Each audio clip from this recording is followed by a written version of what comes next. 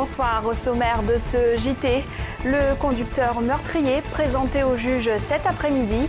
Samedi matin, cet homme de 26 ans a mortellement fauché un piéton qu'est-il avant de prendre la fuite.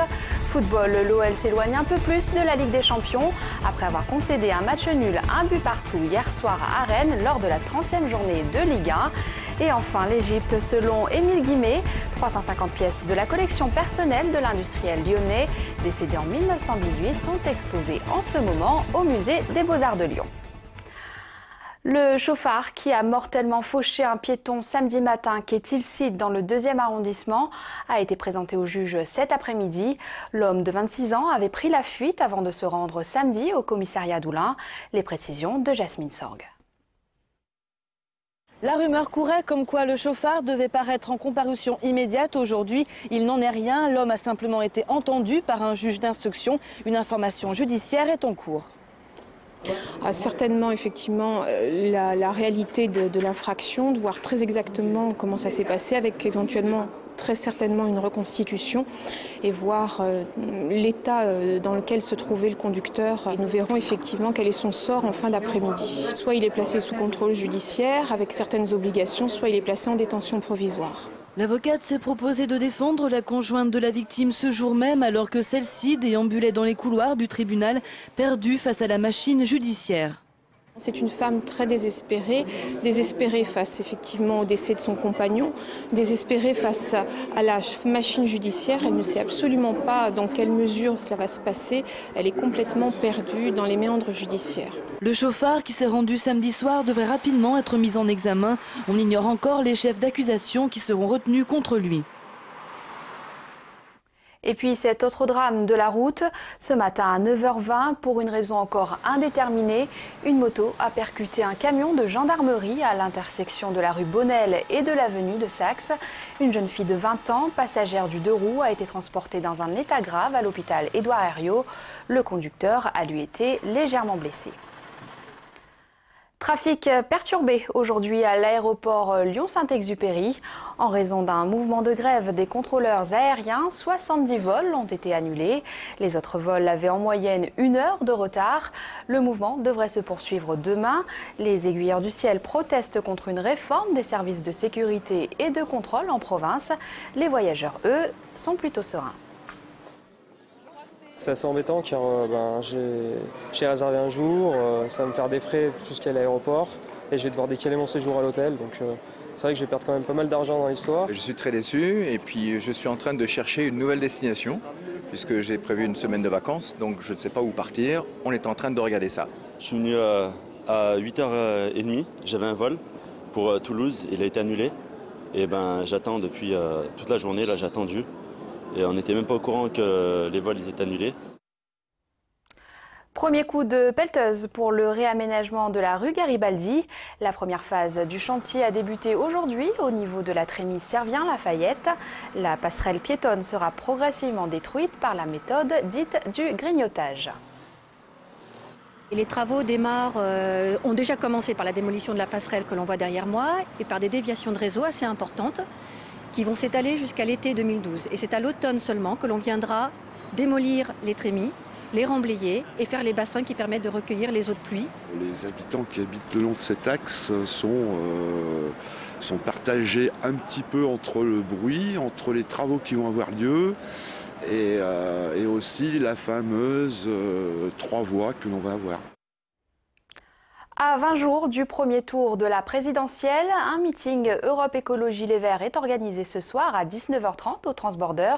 Grande absente Eva Joly, une absence prévue avant même l'hospitalisation de la candidate hier après une chute. C'est Cécile Duflot, secrétaire nationale du parti, qui prendra la parole. Bilan positif pour le village conteneur. Installé à Villeurbanne depuis janvier pour accueillir des sans-abri, ces préfabriqués ont pu recevoir près d'une centaine de personnes cet hiver. Cette nouvelle alternative d'hébergement a séduit associations et bénéficiaires. Le point positif, c'est que les utilisateurs, comme je les appelle, ici ont vécu pendant 3 mois d'une manière humaine, d'une manière sereine.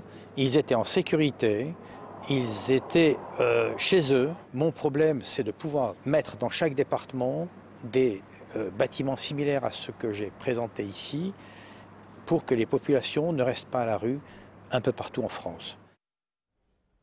Football, 30e journée de Ligue 1. L'OL s'éloigne un peu plus de la Ligue des Champions. Hier soir, les Lyonnais n'ont pas su faire la différence face à Rennes. Score final, 1 but partout. Émilie Deschamps. Coup d'arrêt pour l'OL. Après 4 victoires consécutives, toutes compétitions confondues, c'est le Stade Rennais qui a stoppé cette bonne série. Lyon aurait pu obtenir un pénalty à la 54e minute pour une faute sur Jimmy Briand, mais les hommes de Rémi Garde ne feront pas la fine bouche, car au vu d'une première période catastrophique, le nul 1 partout est plutôt bien payé. L'OL conserve donc son avance sur Rennes, un adversaire direct pour les places européennes, mais ne rapporte qu'un point de son déplacement breton et perd donc du terrain dans la course au podium. Car si Lyon gagne une place au classement de L1, Lille compte désormais 6 points d'avance sur l'OL après sa victoire sur Toulouse. À 8 matchs de la fin de saison, la Ligue des Champions s'éloigne donc à nouveau pour les Lyonnais, 4e avant la réception d'Auxerre samedi prochain. La semaine suivante, Lyon enchaînera une demi-finale de Coupe de France à Ajaccio, puis la finale de la Coupe de la Ligue au Stade de France face à Marseille le 14 avril. Et puis en rugby, selon nos confrères de l'équipe.fr, Sébastien Chabal va bien rejoindre le Loup la saison prochaine. Le 3e ligne français aurait signé un contrat de 2 ans avec à la clé une reconversion au sein du club lyonnais. Des momies ou encore des papyrus, 350 pièces de la collection d'Émile Guimet sont en ce moment exposées au musée des Beaux-Arts de Lyon. L'industriel lyonnais disparu en 1918 avait une passion cachée pour l'Égypte, découverte avec Jasmine Sorgue. 1865, à 29 ans, l'industriel Émile Guimet part à la découverte de l'Égypte. Et là, c'est la révélation. Il se passionne pour ce pays et plus généralement l'histoire des religions. Il entame alors sa vaste collection auprès d'antiquaires et lors de fouilles qu'il finance. Il a donc commencé par entasser, comme il le disait, tous ces objets dans sa maison. Comme il le disait aussi, il enjambait les momies dans sa chambre. De là, et pour faire partager toutes ces découvertes, il crée le musée Guimet à Lyon en 1879, puis à Paris en 89 avant de revenir à Lyon en 1913. Ces collections ont été éparpillées à la fin des années 60 entre le musée parisien des arts asiatiques et le musée des Beaux-Arts à Lyon qui présente là 350 pièces de sa collection égyptienne. Émile Guimet est un collectionneur assez atypique, c'est-à-dire qu'il ne collectionne pas le bel objet, il collectionne l'objet qui a un sens. Et pour lui, le sens, c'est le côté religieux, c'est toute la portée religieuse de l'objet, c'est-à-dire ce qu'elle enseigne sur la religion et également sur le culte des hommes envers les divinités de l'Égypte en l'occurrence. Son arrière-petit-fils en parle comme d'un homme passionné, travailleur, érudit, homme aux multiples facettes, industriel, président de Péchinet, grand voyageur, amateur de musique, de théâtre, collectionneur. Un homme à découvrir jusqu'au 2 juillet au musée des Beaux-Arts. Et c'est la fin de ce JT. Passez une très belle soirée sur TLM.